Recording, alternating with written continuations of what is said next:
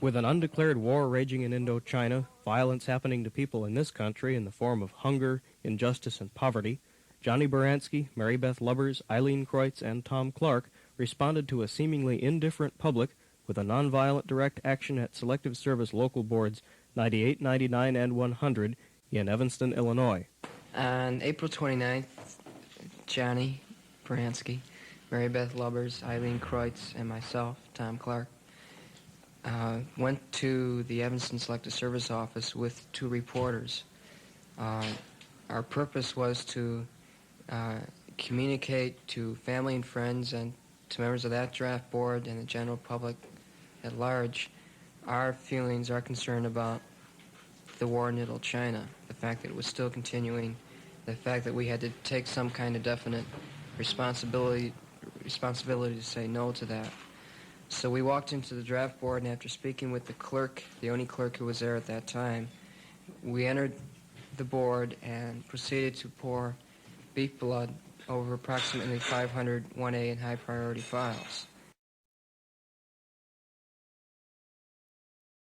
The Phoenix, April 30th, 1971. 3 graduates of Loyola University of Chicago and 1 Loyola junior were arrested yesterday afternoon after they entered the Evanston Draft Board, removed 300 to 500 1A files, and attempted to destroy them. In a statement which they handed to the reporters present, they stated, quote, "We take this action to render useless, through the pouring of blood, 1A draft files which, had they remained intact, would have, in essence, made useless the lives of many people through the violent shedding of blood," close quote. The statement further explained the group's concern for all of human life, quote, "Be they the lives of the men whose names were recorded thereon, or the lives of the Indochinese people those men would have been forced to kill. We deem human life sacred above all property. We believe that we have not only the right, but indeed the obligation to ourselves and our fellow man to follow the dictates of our conscience."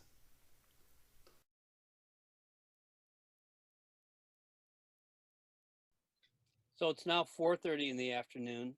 I was the last one through the door. I walked in and I said to the clerk, "You can call the police, we will wait for them." Right. And it worked terrific in terms of nonviolence because she turned completely away and none of us touched her. We didn't have to barge our way in or anything. It was good. Right. This picture has Jerry DeMuth in the background. Does he look great? He looks like a blues brother. Yeah, that's right. Look at those sideburns. There's the phone call. This is the call to our co-conspirators. This is what allowed for 3 different mail drops in 3 different mailboxes around the city, plus a phone tree to let people like my mom, Susan O'Halloran, is on this call. She was set up not knowing anything about this, so technically not a co-conspirator, but she's the one that got to make the phone call that, "Oh, Mom, your son's been arrested." So that's what this phone call triggered, was a series of events that had, in lieu of evening news, page 3 stories in the Sun-Times, etc. the next morning.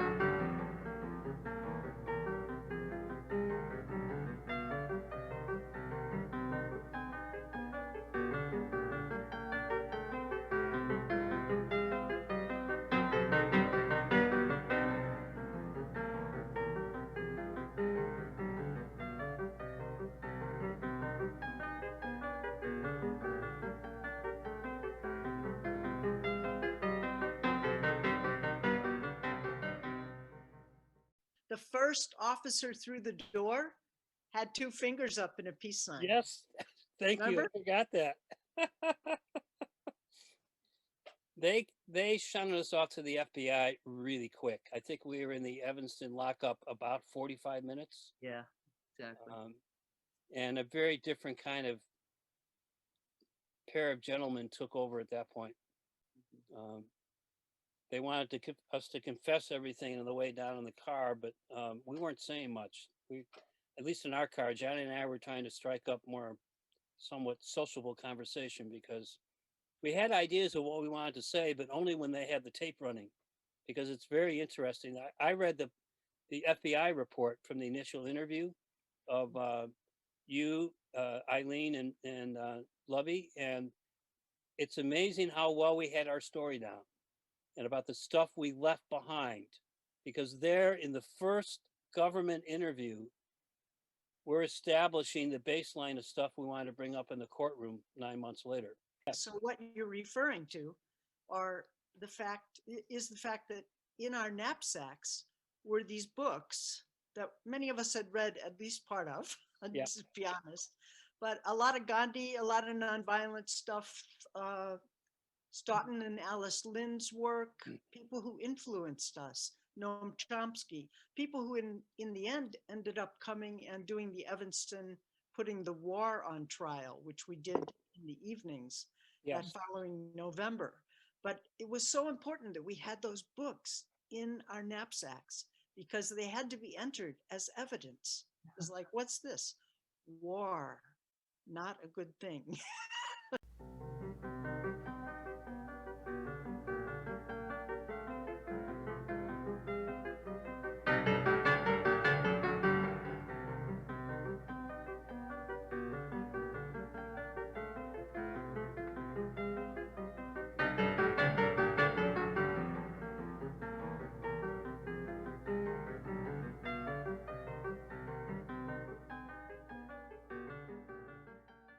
I remember walking home with my parents after we got bailed out the afternoon after the draft board action. I was walking in my bare feet because my shoes had been confiscated with blood splattered all over them. All the way in the drive home, my dad's saying, "What did you do? Why did you do this?" My mom's going, "Your career, you've ruined your career." And I'm saying, "I just did what you taught us." After all, my dad had brought me to a Martin Luther King march. My mom and dad marched together on fair housing marches in their western suburbs. They had eggs thrown on our house. In fact, that happened again in the following week after my Vietnam era protest. So, next on the agenda, I'd like to invite Grace Jewett to join the conversation. So, when I first met Johnny, I didn't know about any of you or any of this. But I did know that he was a peace activist. Needless to say, it was carried on in various ways. My own journey, speaking truth to power and being for love and life. Hello there, everyone. This is Michael. I'm Johnny's son. This is his grandson, Lucas. And this is my wife, Chelsea. And I think I just want to say that I'm very proud of my father and the other three and the four of us. And I'm glad to be here and to honor that action. So thanks.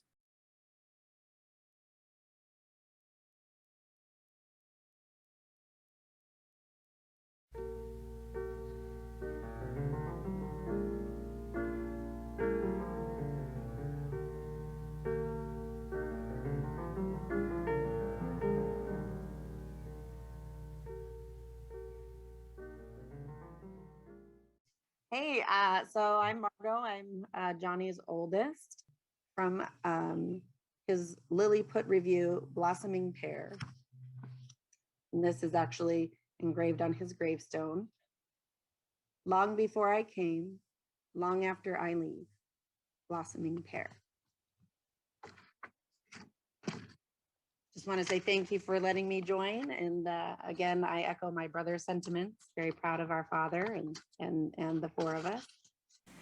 In the process, we delayed the draft board from actually carrying out its induction orders for a period of about 6 or 7 months with a little bit of help from the U.S. Senate and a few other things like that. action allowed us to then carry over the things we wanted to communicate to the public through a series of talks and places we went from that time on. What gave them the right to destroy the files in the draft board? The question and Mary Beth's answer are interesting. I'm very affected by the war in Vietnam. I'm very affected when my brothers are drafted, blood brothers and other brothers. I felt very much that I had to take a stand against that war because it was doing violence to so many people. I realized that talking about that and about my feelings was insufficient to counteract that, and felt that I had to counteract it in a stronger way. By destroying property, especially that particular property of the Selective Service System. When I look at property, I look at it in terms of value to human life. And that property is given a value by mankind. If that property is there merely to destroy mankind, I consider it to be meaningless. And if its sole purpose is to destroy, I think it should be destroyed itself. And I think that is nonviolent.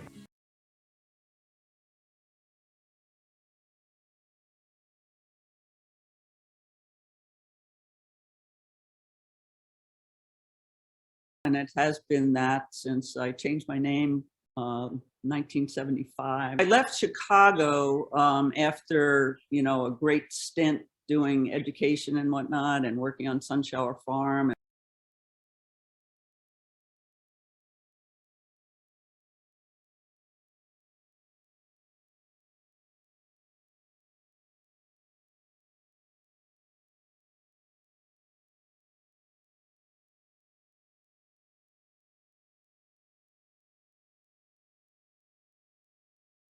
That really rooted my inspiration for what came next in my life, I have to say.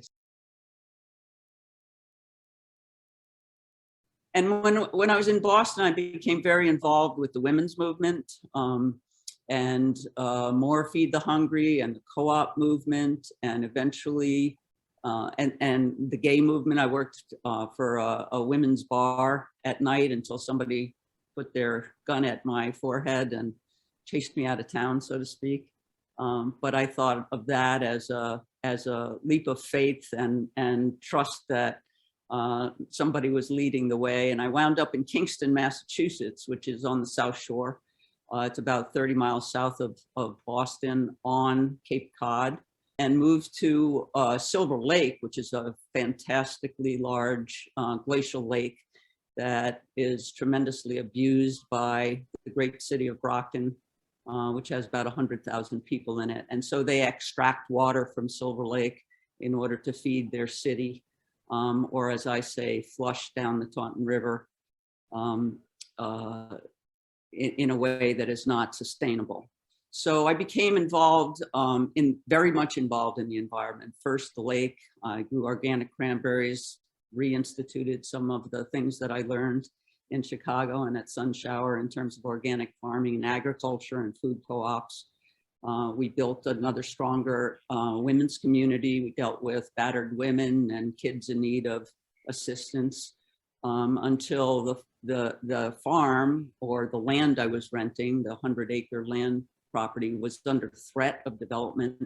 And that put me in direct competition, I will say, with the landlord, and also drove me to become involved in local politics. So I became involved with the Conservation Commission, eventually open space planning. My mission has been in the development of the Jones River Watershed Association, which was in 1985, to restore the ecosystem functions of the Jones River, which has taken most of my time. But in addition to that, we had to first shut down the Pilgrim Nuclear Power Station, which sucked out 500 million, almost 500 million gallons a day of Cape Cod Bay water, and then flushed it back hot and dirty. So that took a long time, and it took a lot of organizing, but we were successful. And I think that the planning and the working together and the coordination that we established in our youth 50 years ago with the four of us and with Unity Community and with Sunshower Farm really gave me the tools that I needed in order to help create a successful, at least beginning for the restoration of this important ecosystem here. And now I also serve on the decommissioning of Pilgrim Power Station. So it was those early days on the streets of Chicago, dyeing the Chicago River red because of one assault after another on people and the environment, and then coming here and trying to understand yet another river system and the ecosystem that it supports. So Jones River, jonesriver.org, you can look us up online if you like, is connected to the Gulf of Maine, which is one of the largest fisheries in the world. And it's dying, the fish stocks are dying as a result of overconsumption and pollution. So we're on the track to bring it back, and I hope you'll all get to see us sometime and look us up online if that's the easy way to go. Thank you so much. Thanks for everything all of you are doing to keep hope alive, and I hope we can survive this pandemic as well as our propensity to do damage. Thank you very much.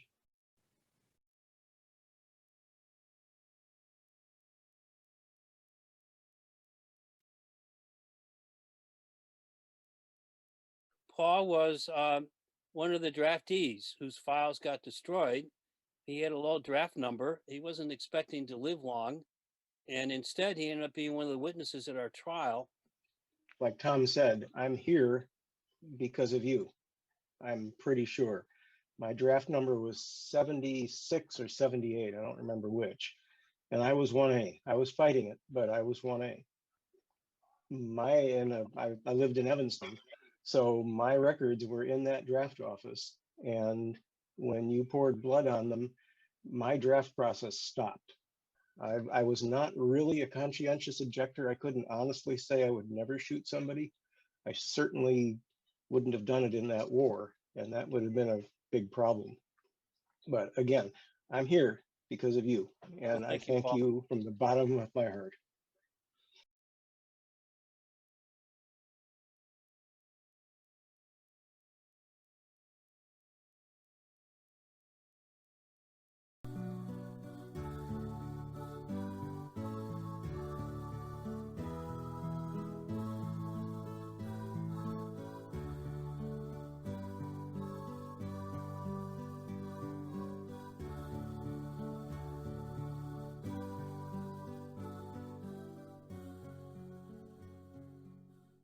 A phrase from Father Daniel Berrigan's book, No Bars to Manhood, offers a clue to their motivation.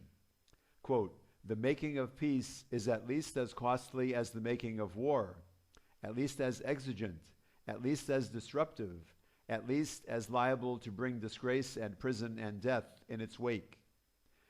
Unquote. Baranski said he had talked with Father Daniel Berrigan both before and after the priest's conviction. Quote, "We wanted to test the system, to see how far one must go peacefully to bring reform," Baranski said. He added that both Philip and Daniel Berrigan, quote, "are taking the gospel at its word," unquote.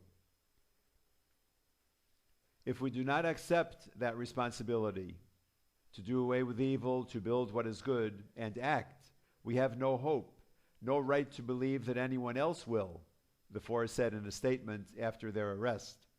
Thoughts of peace and love will forever be mere figments of the imagination and the misbegotten dreams of foolish idealists.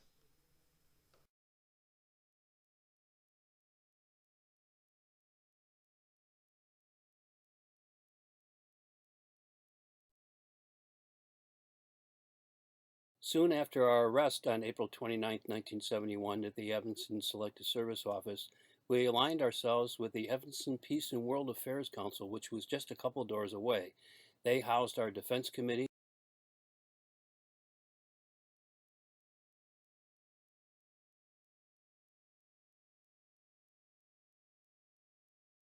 and throughout the summer we organized a variety of street actions, teach-ins, and other demonstrations to talk about why we had done the action, discuss the war in Vietnam that was still going on vigorously despite less public attention back home, and to try to engage people to build up to our expected fall trial. This included street demonstrations, the reading of the war dead, several demonstrations outside the Selective Service Office itself, a couple of which led to some arrests of our co-conspirators. I also remember the 4th of July parade, where we got a permit to march in the parade with the Evanston Peace and World Affairs Council Peace Bus. We were right in front of the anarchists at the end of the line. Throughout the summer, we had a variety of activities down at Fountain Square as well in downtown Evanston. And all this led up to, during the week of the trial, after we invited the public to participate, a really jammed courtroom and lots of media attention, and indeed a teach-in every night at Northwestern featuring some of the more prominent speakers of the time. Noam Chomsky, Jane Kennedy, Studs Terkel, Iqbal Ahmad. It was a pretty heady series of organizing activities, all to try to engage the local community in why we had done this nonviolent demonstration against the war.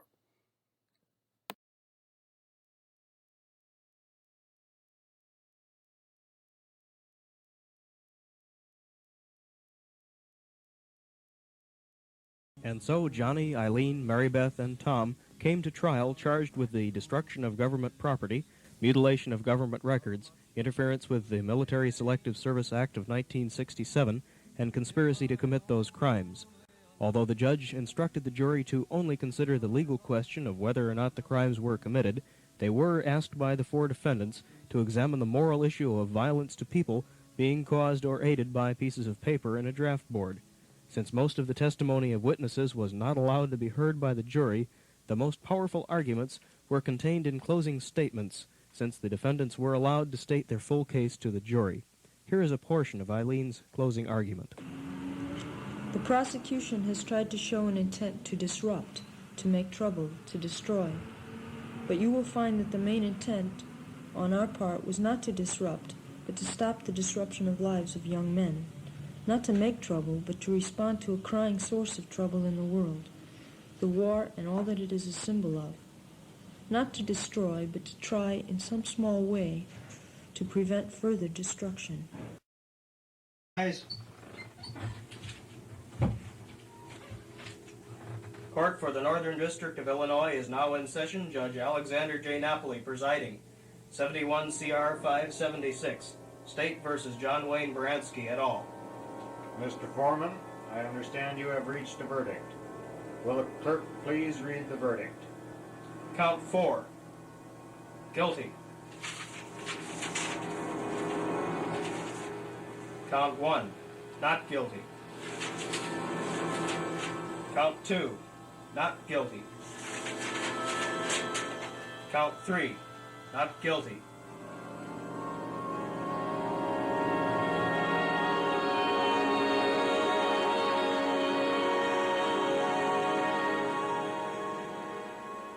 Guilty on count 4, conspiracy, but not guilty on counts 1, 2, and 3. In the news, a group of 4 young people calling themselves the Four of Us admitted destroying draft files at Selective Service System Local Boards 98, 99, and 100 in Evanston, Illinois, but were found innocent of 3 of the 4 charges on December 1, 1971. Eileen Kreutz, Johnny Baranski, Mary Beth Lubbers, and Thom Clark were acquitted on charges of maliciously destroying government property, mutilation of government property, and interference with the Military Selective Service Act of 1967. However, they were convicted on the charges of conspiracy to commit those crimes.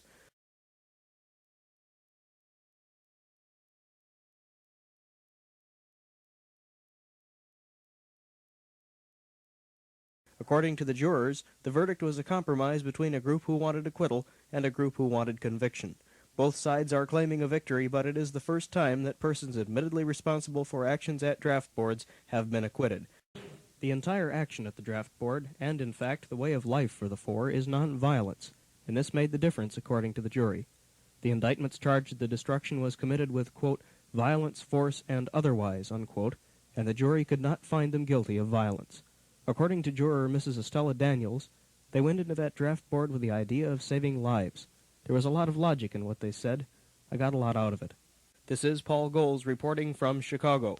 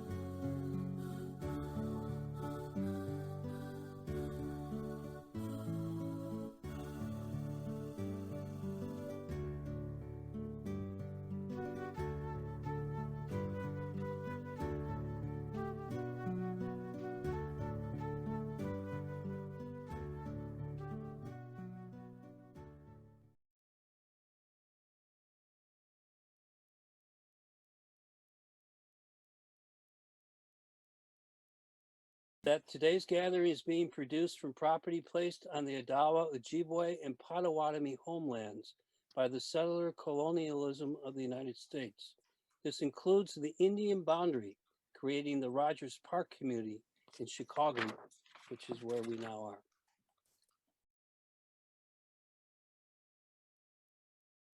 Hi, I'm Grace Jewett, and Joe Mulligan asked me to answer a question or respond to a question of what Johnny Baranski did after the Four of Us action. He led a dedicated life to peace and justice and nonviolence. He was involved in one draft action in Chicago, which was different from the Four of Us action, as it was not a standby. He spent a year of our married life in McNeil Island Penitentiary in Steilacoom, Washington for that action. After he was released, we joined the Catholic worker community in Portland, Oregon. And in 1976, we opened our own roundtable house, a Catholic worker house of hospitality. Additionally, we were part of several anti-nuclear groups.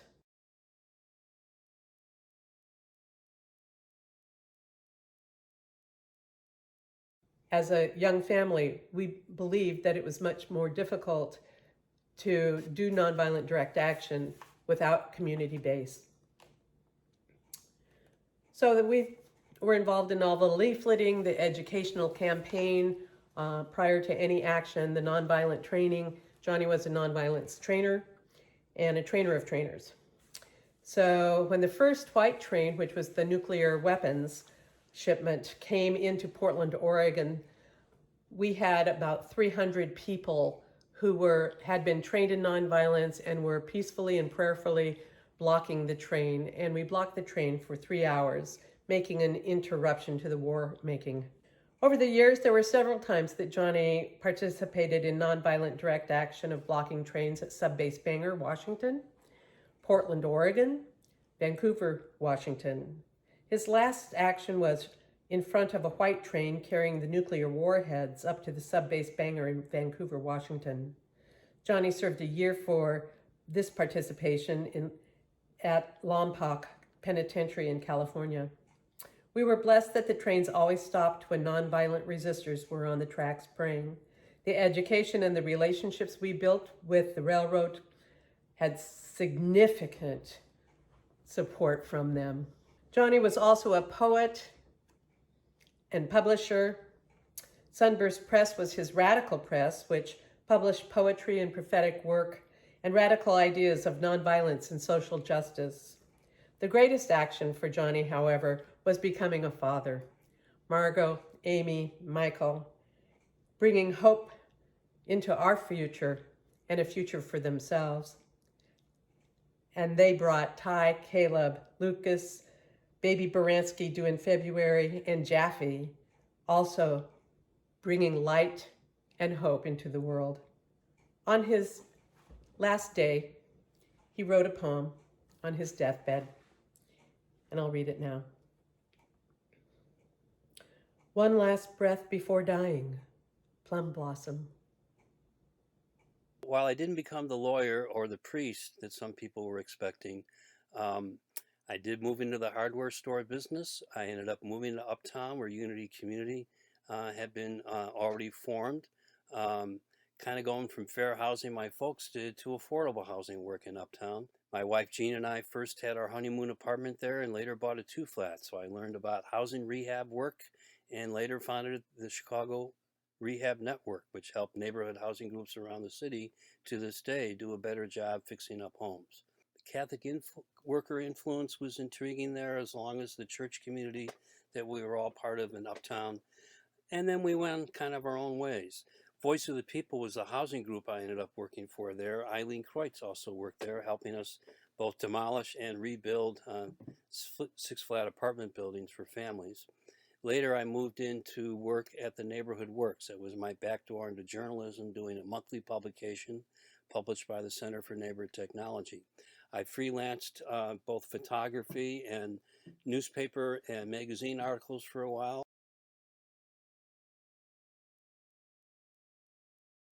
which is the organization I helped found with another journalist, Hank DeSutter. And for 25 years, working out of Columbia College, Chicago, we help nonprofits develop media strategies, get them introduced to reporters and journalists, and get their stories out and told. Now I'm retired, although still involved in local independent community work and politics.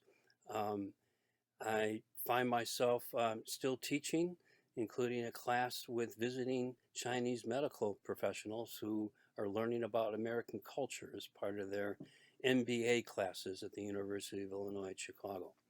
Network 49 has been an important local organization that has helped elect a new alderwoman, has supported other independent progressive candidates as we focus local, given the truly terrible national and international situation we're in. Good luck and carry on.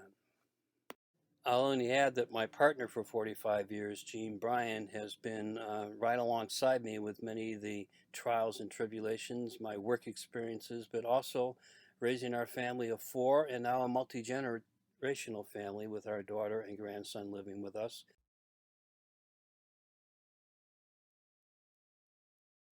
I am Eileen Kreutz. I live in Industry, Maine.